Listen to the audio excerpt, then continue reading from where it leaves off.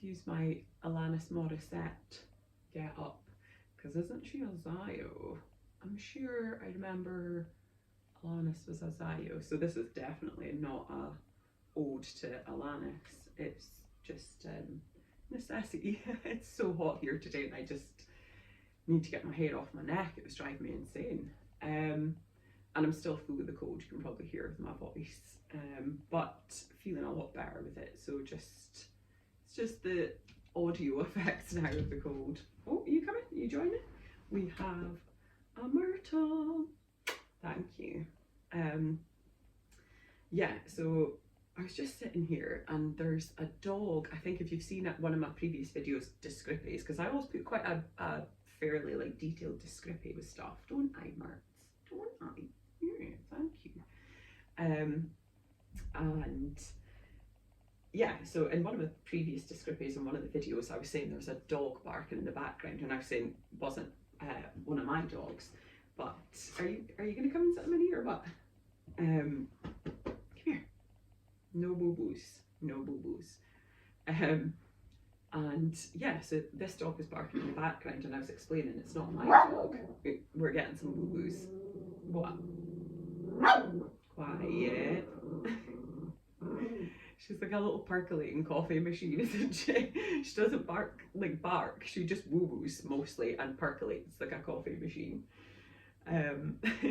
Stop distracting me, you. It's the wrong end of the day for that. Yeah, so there's a dog locally, somewhere around about the neighbourhood that is, no Myrtle, no. There's a dog somewhere around about the neighbourhood that is barking a lot of the time. And stop that.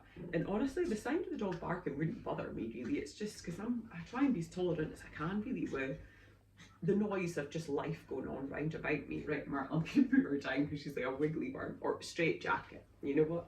Let's straight jacket, yeah. And let's show everyone your baldy tum-tum. Yeah, straight jacket. So, anyway, yeah, I'm not the kind of person to, you know, pass judgment or really let it bother me if there's signs of life going on outside, because, you know, I expect folk to put up with a wealth of my signs of life going on, especially in recent, in the last year, just because of my reproductive and hormonal issues that have me being ragey and loud and upset at all hours of the day and night, depending. Right, if I let you go, behave. Lie down. Yeah, so I'm not the kind of person to, good girl, I'm not the kind of person to worry about that. But what does bother me, and again, I'm not empath, so it's that the dog's in distress, obviously, because he's just bored. It sounds like boredom barking to me. It's probably somebody out at their work and they're not realising, you know, that the dog is in distress when they're away. And here's the thing, even that, the only thing that really makes me think is, I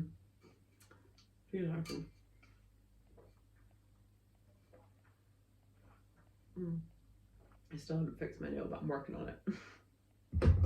Yeah, the only thing that makes me think is, well, if somebody is so busy that they haven't noticed or don't know that their dog's in that much distress, or they can't be bothered that their dog is in that much distress, then that just kind of makes me think they're probably in some form of distress themselves, even if they don't realise it, because that's an insane level of busy to be if you can't,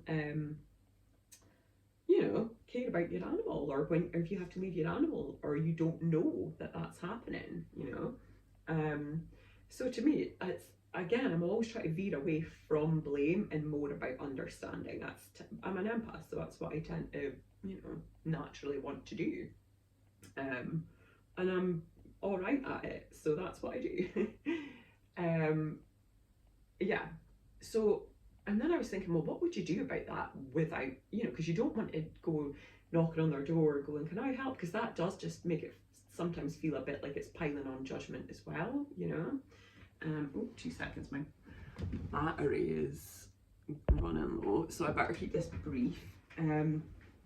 Yeah, so you kind of feel like I don't want to do that either, because then you feel like a bit of a busybody, you know, like saviour complex, you know. You don't want to kind of swoop in and be like, can I help? Because I wouldn't be in a position to help. I have my hands full with this little chachi and my elderly dog, you know, and myself and my own conditions that I'm dealing with at the moment. So, you know, that wouldn't help. And then I thought, you know what?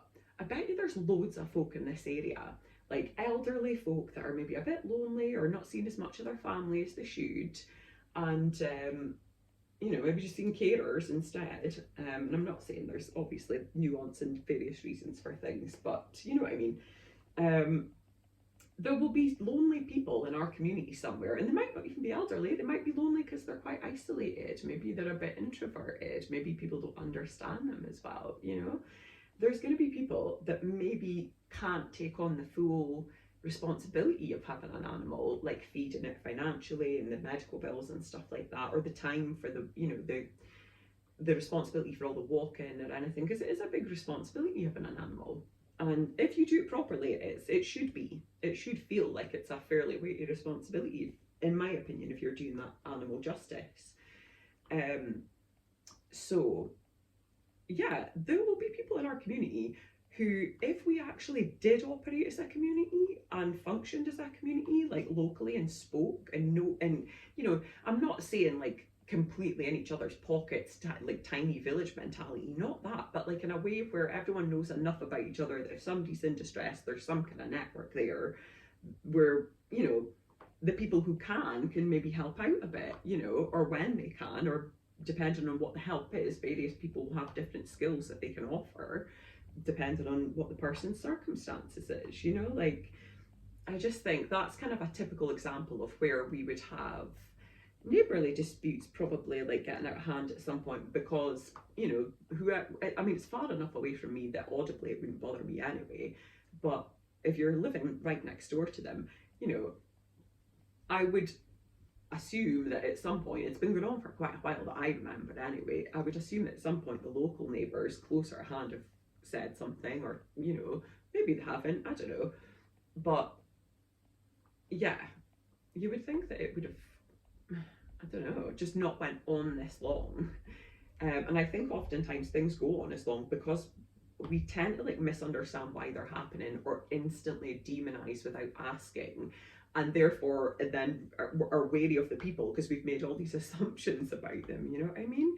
When actually, stuff like that, I think there will be somebody in our community that maybe couldn't financially or, you know, in terms of labour, take on an animal full time, but could do a company through the day, you know what I mean? And an animal would maybe be better kind of company for them. And there will be people in our community who, you know, would like an excuse to get out on a walk, or maybe quite introverted like myself, and need their animals to help get them out to the places they need to go in order to regulate and, you know, sort their heat out. So all that stuff really. Yeah, I just always think there's a missed opportunity everywhere just because we don't operate and function.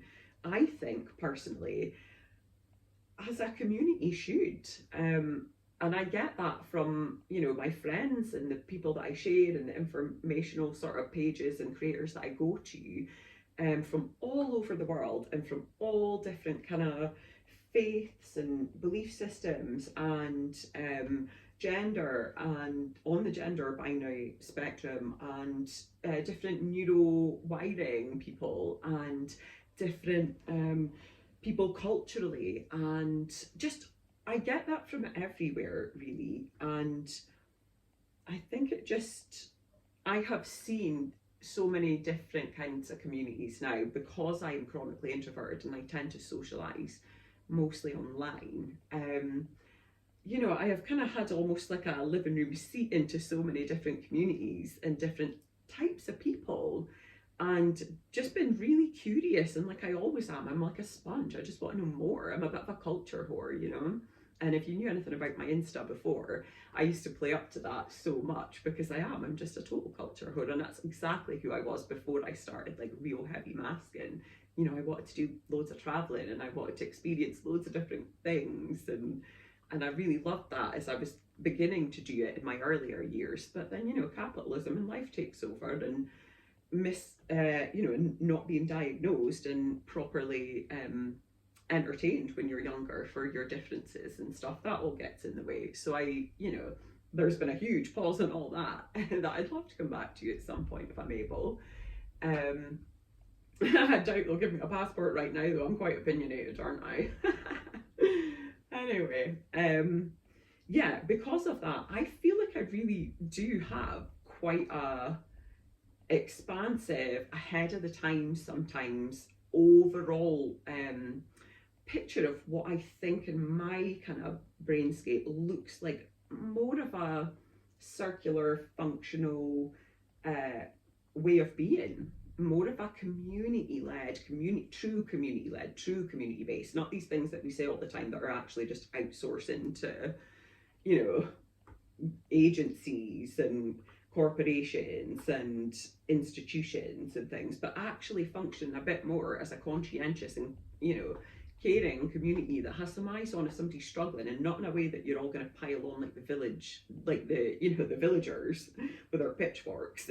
More in the way that you're going to be like, huh, okay, if that's happening, something else is happening somewhere that's leading to that, and there's probably more struggling under it. I'm not saying we don't have people who are just willful arseholes, it happens, but like I've said in previous videos, that's generally not the case. Most of the time, that is not the case. So, yeah, when I hear the dog barking, as my empathic self, like I get a bit heart sore, and I'm sitting here literally like loudly saying as the window's open because it's boiling, will somebody please go and fucking check on that dog to see if it's all right, and also check on their owner to see if they're all right, because they've not noticed or don't seem to have the capacity to do anything about the fact that the dog's in distress, which to me would mean there's something in their thing that's not, you know, adding up, marrying up, working. Or even just a lack of understanding and a bit more you know, supportive education. But I don't know how you would do that. I wouldn't be the person to do that because, well, I'm autistic and I'm really shit at broaching things sensitively sometimes. So, and I often, the reason I'm so bad at it is because I'm trying so hard a lot of the time. Often the harder that I like try to tiptoe around people's feelings or say and do the right thing, it comes off totally wrong. It comes off like I'm really patronizing, I think, or belittling. And that's definitely never my intention, but I'm always just looking to understand more, basically. So, yeah, the dog, the barky dog, I just feel like heartsick for it, and also because it really, the bark of that dog sounds very much like my old collie Bailey. If you know anything about Bailey from my Insta, he's more than just my dog. And I say that present tense for a reason. And he was quite the character, but the bark is so similar to what his bark was like, and I was sitting here today just going, wow, that's what Bailey would have sounded like if I wasn't able to give him the time and attention, or, you know, my family that helped me to, when I was working, helped me to give him the time and attention. That's what he would sound like sitting at home all day if I'm out at work, or, you know, otherwise engaged because I'm not well, or I'm busy with something else, or my attention split too many different ways, you know what I mean? That kind of thing. So yeah, barky dogs in the neighbourhood, they're not all, you know, just out to get you or their owners. There's usually, if you scratch a bit deeper, and I know I've had experiences, not anytime recently, but in previous years, you know, at times when I've not been well, where somebody has jumped to conclusions because I've like forgotten to let the dog in one night, and literally it happened once, and I've never let myself off the hook for it since. And he was fine, but you know, I had just started new meds at that point, and at that point I was still kind of, I would say I was veering into heavier self-medicating with booze rather than just giving myself a bit of a pickup. So there was all kinds of personal factors there at play, not factors that made me a bad person, factors that meant I was struggling and I didn't realise it was quite that bad, and other people didn't understand it because they didn't know what they were looking at, you know. But there was factors, and I still, even knowing that now, give myself shit for that one night out of, how old was Bailey? 14 he lived till, so, you know, I dropped the ball once in 14 years for that boy. And if you knew what kind of character he was, that was hard going, because he was not an easy dog. He was very reactive, and, you know, there's a reason why I hung around graveyards and forests all the time, and that's because that's what we had to do, because Bailey was bit of a dickhead, really. You know, just a neurotic collie to the nth degree. So he took a lot of exercise and a lot of looking after. But yeah, he would have sounded like that had I not cared that much, had I not known how to care that much, had I not had enough support to care that much, because I needed it. I had a lot of help from my mum and dad and, you know, friends and whatever. So, yeah, it could have been a different kettle of fish. And I've definitely had instances myself, like that one time in 14 years where an intolerant neighbour has phoned and complained about it and made me feel like the worst dog owner in the world, because I had a really bad period of health where I had passed out one night, you know, forgetting to let the dog in because I'd just started new meds, which had knocked me off my kilter when I'd added it to my, you know, my evening wine that I was self-medicating with a little bit too heavily by that point. I mean, it took me a long time to get there, but I did get there eventually.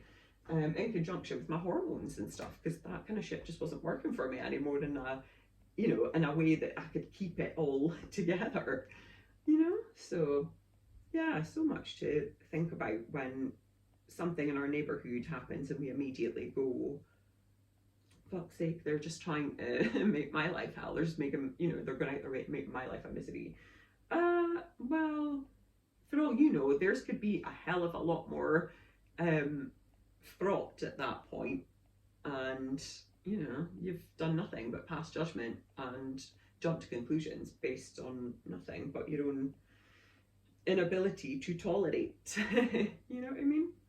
Anyway, that's enough because my battery's gonna die. But yeah, I was thinking about the dog, and I was thinking about who their owner could be and what the neighbours around there, you know, might be thinking about it. And I just thought, wow, there's a hole in our community response to things that, you know, we're not going to be able to do by sitting behind our goggle box TVs and not interacting properly with the kinds of people that are different from us, or that we might not even particularly like all that much on a personal level, but we recognise are part of our community.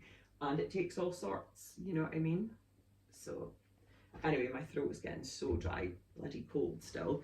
So I'm going to leave it there, but hopefully that gleans some kind of wisdoms for people about tolerance and neighbourly relations and, yeah, all that stuff. Oh, as if by magic, I just heard him barking faintly in the distance there. I don't know if you caught that. I think it's stopped now. Anyway, laters.